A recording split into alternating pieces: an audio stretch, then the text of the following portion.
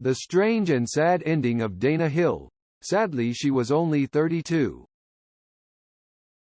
Dana Hill was an actress who is known for her role in the comedy film, National Lampoon's European Vacation.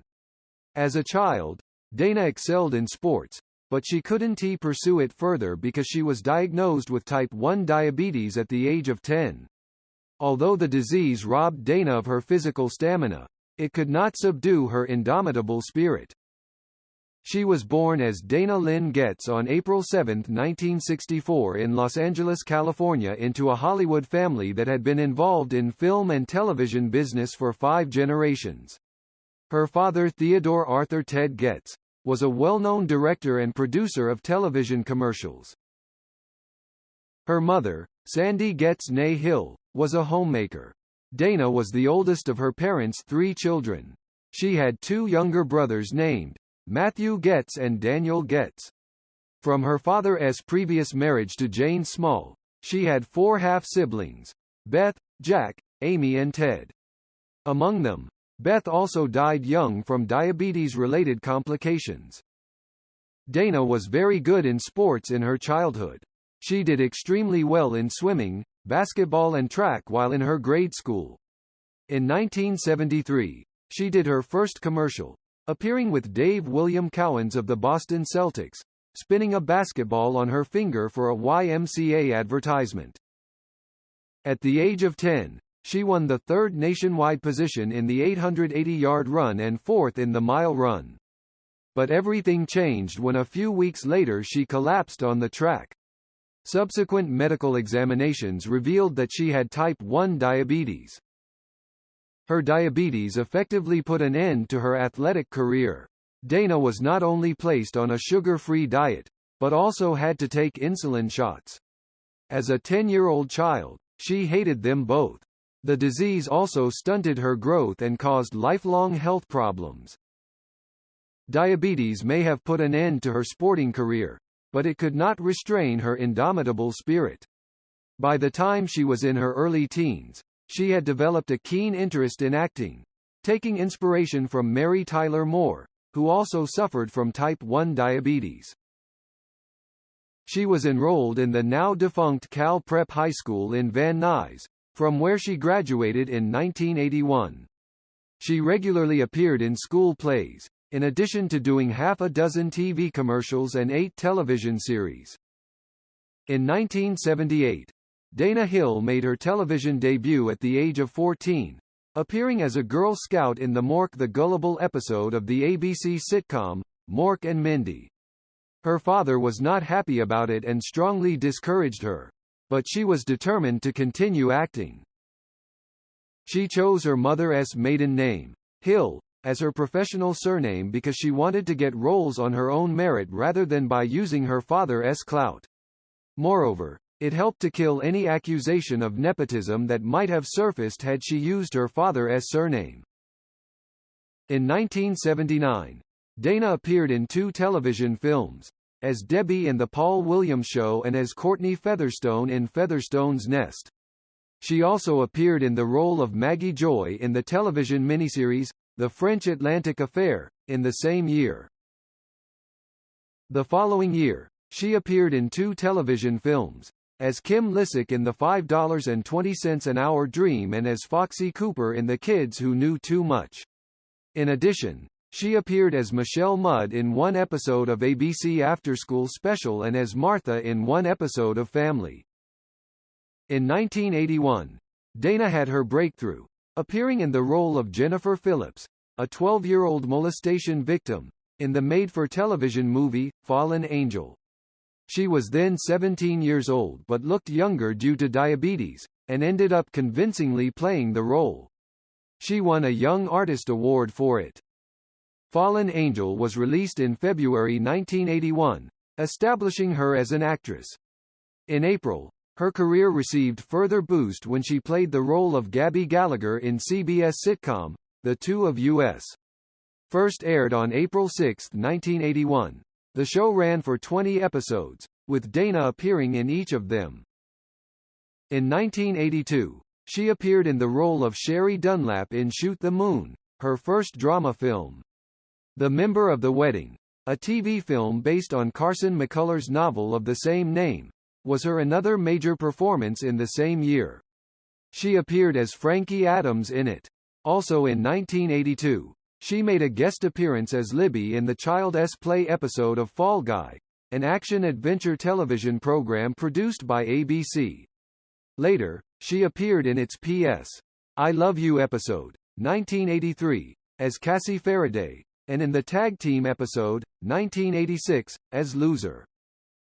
In 1983, Dana starred as Ellie Turner in Cross Creek, a film based on Marjorie Kinnan Rawlings's memoir.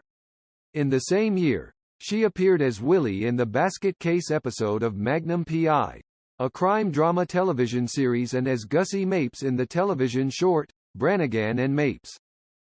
In 1984, she appeared as Cindy Lewis in Silence of the Heart, a TV film, and as Geraldine Jellybean Oxley in the Welcome Home, Jellybean episode of CBS School Break Special. In September 1984, she made a guest appearance as Princess Amanda in The Boy Who Left Home to Find Out About the Shivers episode of Fairy Tale Theater, an American live-action children's anthology television series. In July 1985, she appeared as a guest interviewer in its Grim Party episode. Dana Hill appeared in 2 movies in 1985, as Dana in Waiting to Act and as Audrey Griswold in National Lampoon's European Vacation. Released on July 26, 1985, National Lampoon's European Vacation proved to be a big hit, and it is known as one of her best works. In 1986, she appeared in 2 TV films, as Sergeant Andrea Pritchett in Combat Academy, and as Millie Owens in Picnic, for which she received a LA Drama Critics Circle Award. Unfortunately, her health deteriorated soon after that, as her diabetes-impaired kidneys made her face look puffy. She stopped getting casting calls. From 1987, Dana Hill began to chart a new career for herself as a voice artist. Since she could no longer act, she started doing voiceover in TV series and films, including 2 episodes of Pound Puppies, in which she voiced for the characters of Toots and Colin. Also in 1987-88, she was the voice of Orphan Scrappy in 19 episodes of Mighty Mouse and New Adventure. Concurrently, she continued to work in other projects. The Flintstone Kids Just Say No Special, a TV film, and The Adventures of Raggedy Ann and Andy and Fantastic Max, both TV series. In 1991, Dana made her last screen appearance in the role of Francie in Final Verdict, a TV movie based on the 1962 biography of the same name by Adela Rogers St. John's. Also in the same year, she was the voice of Danny in Rover Dangerfield, an animated musical comedy film. In 1992, she was the voice of Jerry Mouse in Tom and Jerry, the movie. It was her last film made for the big screen. She continued working in television movies, including voice acting for the role of Sparks in P.J. Sparkles and for Max Goof in Goof Troop Christmas. During 1992-1993, Dana was the voice of Max Goof in 70 episodes of Goof Troop, an animated comedy television series produced by Walt Disney Television Animation. Her voice appeared in 46 episodes of Duckman, 1994-1997, as Charles, which is considered another important work of her career. Her last works were Timon and Pumbaa, 1995, What a Mess, 1995-1996, and The Spooktacular New Adventures of Casper, 1996. Her career ended when she slipped into a diabetic coma in May 1996. Dana Hill suffered from health complication right from the age of 10 when she was diagnosed with type 1 diabetes. From the age of 22, she started suffering not only from kidney problems that made her face puffy, but also from gastroparesis, a diabetic complication that severely impairs one's ability to digest food. Dana did not let her parents know about her problems. She instead relied upon a close circle of friends to drive her to the hospital. Possibly from the spring of 1995, she started having mood swings and began taking anti-depressant medication. She might have strayed away from her diet during this period. In late May 1996, Dana Hill slipped into a diabetic coma. On June 5, she suffered a massive paralytic stroke and passed away 40 days later on July 15, 1996 at Providence St. Joseph Medical Center in Burbank, California. At the time of her death, Dana was 32 years old and was survived by her parents, all her siblings and half-siblings, except Beth. Her mortal remains were cremated at Forest Lawn Memorial Park, Hollywood Hills, and the ashes were handed over to her relatives. Rest in peace, Dana Hill. Goodbye, legend.